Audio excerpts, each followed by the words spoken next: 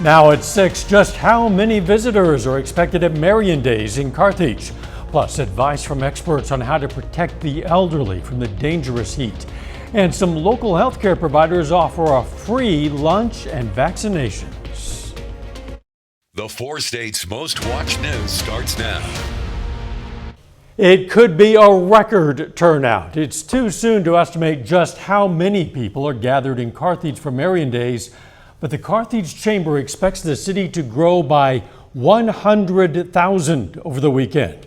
The 4-day Vietnamese Catholic Festival kicked off today, drawing visitors from around the nation and even from overseas. Area hotels, motels, and restaurants could be packed for the next few days.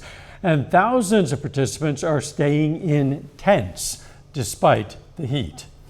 This is KOIM News at 6. I'm Dow Quick. The Marion Days Festival will include a mass and procession tonight, then more events, celebrations, and a whole lot of food through Sunday.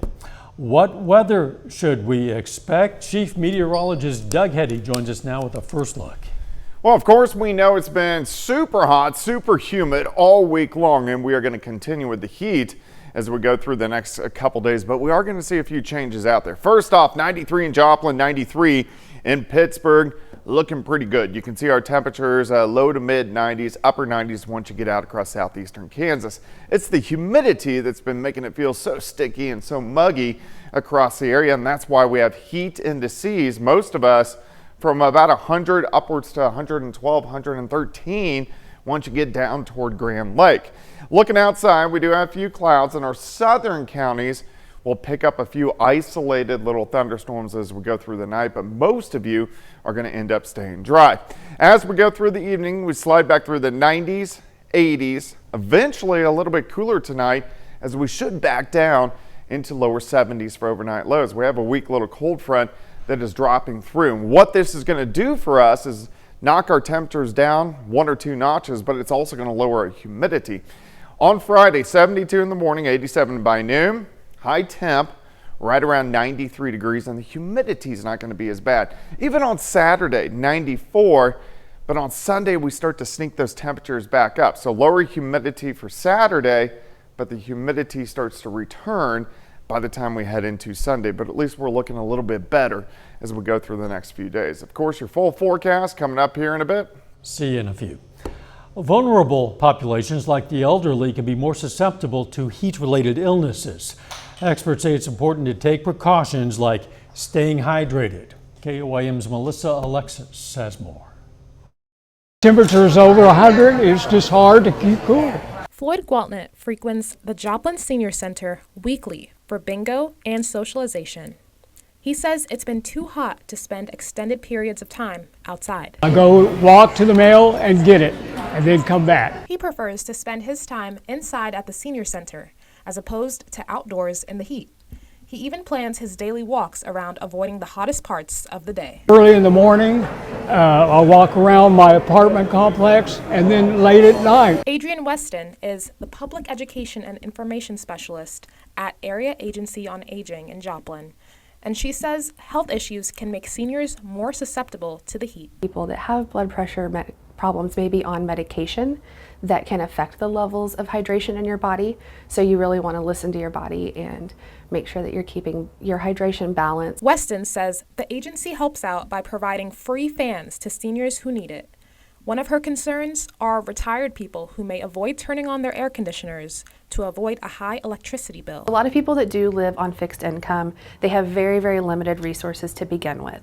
And so whenever it comes time to run the air conditioner and have to keep it on pretty much 24/7 when it's hot like this, they are very reluctant. Weston also encourages people to check in on their elderly loved ones to make sure they're staying safe when the temperatures are dangerously high. Reporting in Joplin, Melissa Alexis, KOIM News. Weston says some chronic illness can affect the body's ability to regulate body temperature. She recommends making sure that your elderly loved ones have access to an air conditioner or at least a fan to help stay cool. The newest Missouri executive order prohibits the sale of unregulated cannabis products. Missouri Governor Mike Parson announced the order, which bans the sale of foods containing psychoactive cannabis compounds unless the establishment is an FDA-approved source, such as a licensed dispensary. Parson wants to decrease minors' access to cannabis products by banning the products from retail establishments with only a liquor license. A health provider in Southwest Missouri celebrates National Health Center Week with a free lunch. Access Family Care and the McDonald County Health Department teamed up to host the lunch today. The event also provided a way for families to come in and get their kids vaccinated before going to school, courtesy of the health department. Just that the McDonald County Health Department's here for you guys to help the community. We have the vaccinations. We have lots of other services we offer, such as lab draws, nursing, and maternal child health. The event also provided information on healthcare, wellness and prevention, diabetes, cancer, and more. You can also head over to KOAMnewsnow.com/education for more vaccine information. A church in Southwest Missouri opens its pantry doors for families ahead of the school year. That story is coming up, and we'll explain one high school's plan for eliminating distractions from cell phones. Boy, a close call for a teenage girl crossing State Route YY in Carl Junction today. The semi struck a 14-year-old girl and she was thrown into the ditch. The driver stopped. The girl was transported non-emergency to an area hospital. They say she was awake and alert. A 14-month-old Kansas boy is recovering after falling into a 12-foot deep pipe in his family's front yard. It happened in the town of Mound Ridge. This body camera video shows the incredible moment crews worked together using a makeshift catch pole to save the toddler and get him back into the arms of his family. The toddler's father says although the boy was shaken up by the accident, his physical injuries were minor and he's now back to his usual self. Fairview Christian Church in Carthage is making sure families have food ahead of the school year. They've opened their food pantry for anyone in need. It'll be open once a week every Thursday from 3 to 4:30 p.m. Church plans to open in weekly installments through at least November 14th. Fairview Church is at 2320 South Grand Avenue in Carthage. Students heading to school later this month in Mountain Home, Arkansas are going to be greeted with new phone lockers. Hayden Savage explains how the district plans to use the lockers to keep students' attention while they're in the classroom. They were used to having technology 24/7, and so we started looking at ways to kind of dial that back. In today's modern age, nearly, if not all, junior high and high school kids have a cell phone. In the education scene, those devices have caused more headache than help in the classroom. They're constantly checking their texts, Snapchats, the social media that comes through. While cell phones have been a problem since students began carrying them, the district saw an increase in phone use after 2020. Really, since we came back in 2021, that our students were distracted. They were used to having technology 24/7. That's what made the district adopt a new phone policy regarding phone use in the classroom. It went into effect before the 2023-24 school year. They would take their cell phone and put it in a designated area so that was not a distraction on their tables or in their backpacks. Students are still allowed to be on their phone during passing periods, so between classes and at lunch. This year, the school is installing a new device for students to stay off their phones during class. Every classroom will have these, and students will have an opportunity to put their phones in the boxes so that they can focus on their work during class. The school said it saw success with the phone policy last year and is only hoping that carries into this next school year. So far, we've seen a positive impact on students and student achievement. It's an idea. Students in Mountain Home, Arkansas will return to the classroom on August 19th. Joplin Public Library and Post Art Library have begun accepting applications to fill booths for the 2024 Joplin Writers Fair. The application process is free. It's open to all writers and writers groups, including published and non-published. Successful applicants will be notified via email by September 13th. Fair is scheduled for Saturday, October 12th from 10 a.m. to 1 p.m. inside the library. Head over to KOAMnewsnow.com to check out more information. A little bit later, the Outlaws look to bounce back after a rough night against the Texarkana Rhinos. John Dales is going to have a preview of tonight's matchup. That'll be coming up in sports. Plus, the heat sticks around, but the humidity gets a little bit better. We're going to look at that coming up.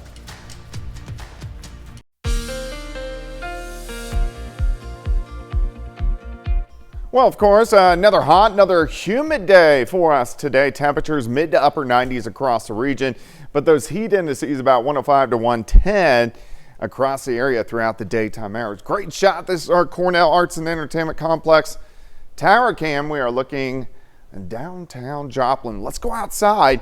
93 in Nevada, 92 in Monette, 96 in Bentonville. Grand Lake, 97, 95 in Miami, Pittsburgh, 93. Chanute is sitting at 97. We can go outside. Here's 7th and Rangeline.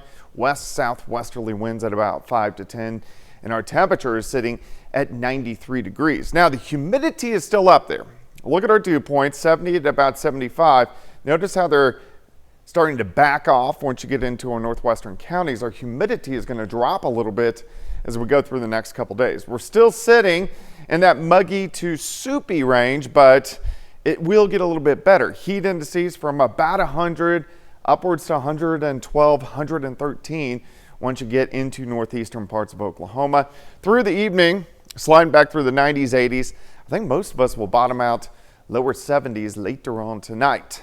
We have had some cumulus clouds out there, but any showers or thunderstorms should stay mainly into our southern counties as we go through the next several hours. We do have our big ridge of high pressure out to the west, but it's being shoved a little bit farther west. You can see the flow out of Canada.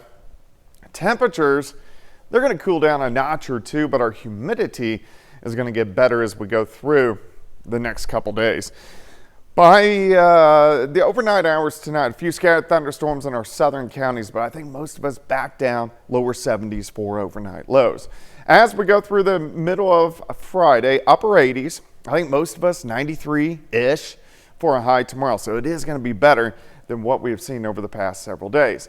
Tomorrow night, we back down upper 60s to near 70 for an overnight low. Let's go into your Saturday, partly sunny skies, high temps right around 93 or 94 degrees, but still the humidity not too bad on Saturday. So our heat indices tomorrow closer to what our temperatures are going to be, mainly into low to mid 90s. They creep up a little bit by Saturday, but still not that bad, which is good news. Now, temperatures are going to return back to the hotter side as we go into early next week, so back near 100 by the time we get into Monday and Tuesday.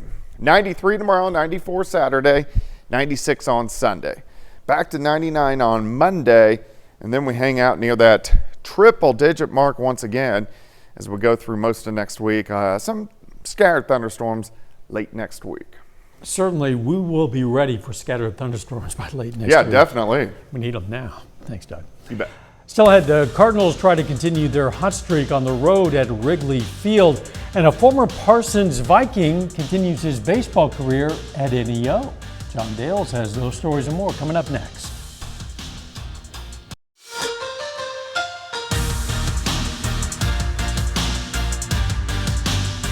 A recent grad of Parsons High School and standout on the pitcher's mound announces this week he'll be continuing his baseball career at the collegiate level and won't have to travel too far from home in order to do so. Landon Rowland, who just graduated from Parsons this spring, announces on Twitter that he's committing to NEO and will join the Golden Norseman baseball program next season. Rowland was a unanimous first-team All-SEK League selection in his senior campaign for the Vikings. He posted a .225 ERA, racked up 67 strikeouts, which was the best mark in the conference in that category. Over to summer collegiate baseball, the Outlaws could probably use a pitcher like Rowland right now. They're coming off a 17-5 defeat at the hands of the Texarkana Rhinos last night. Joplin back at home this evening, trying to turn things around against the Sherman Shadowcats. First pitch is at 7:05. We'll have the highlights at 9 and 10.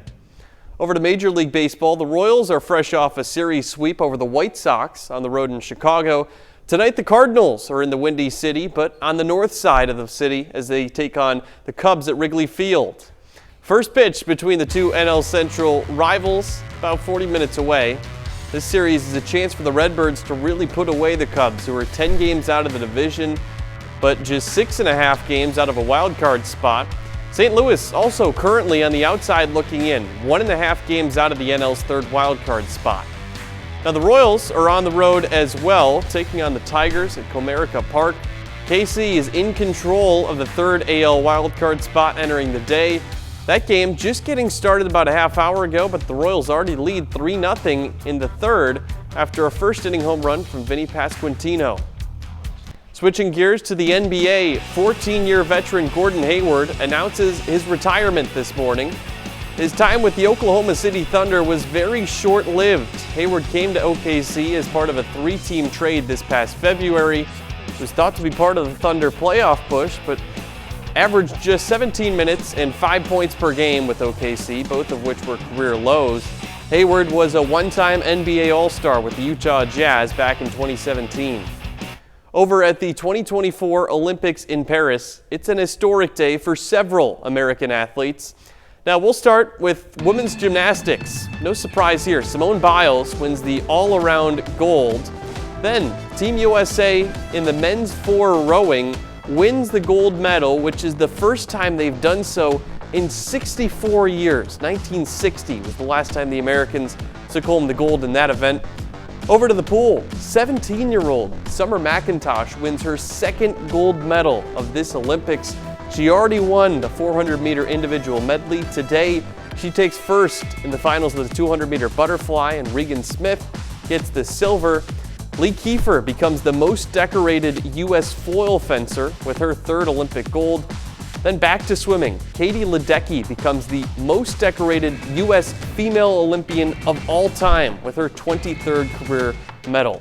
Katie Ledecky, if you ever watch her in any of the events, she kind of is the closest thing to Michael Phelps we've had in some time, where if you see her, the 1,500-meter freestyle yesterday, she finishes a good half a pool length before a lot of the other competitors. Yeah, like Phelps just dominating in the pool, and my gosh, Simone Biles just keeps on rolling. We'll be right back. Here's a look at what's coming up on KOAM News at 9 on Fox 14. The Butterfly Garden at Crawford State Park gets a facelift. Plus, a new study shows how Gen Z is changing the game when it comes to paying. And the Olympics been underway for a few days now, and there's a controversy. Those stories and a lot more tonight. KOAM News at 9 on Fox 14. Hey, don't forget you can be the first to know about the day's weather anytime with the KOAM Skywatch weather app. Get severe weather updates sent straight to your phone. It's absolutely free. You'll find it in the Apple App Store and the Google Play Store. The KOAM Skywatch weather app anytime, but this time, since you're watching your TV anyway, and I happen to have Doug Hetty right here live, why don't you just give us the weather forecast? Well, it's going to stay hot, but at least the humidity is going to be a little bit lower as we go through the next few days. Actual temperature, 93 tomorrow. Heat index, pretty close to our actual temperature. 94 Saturday, 96 on Sunday, and then our temperatures creep back up near that triple-digit mark next week. Final sports notes. Well, we've waited a long time for it, but preseason football is here tonight. The NFL Hall of Fame game between the Bears and the Texans. Yeah, here we go. Ready for some NFL First football. look at Caleb Williams. Yeah. Good point. Thanks for joining us. Don't forget KOAM News at 10, and let's make it a great evening.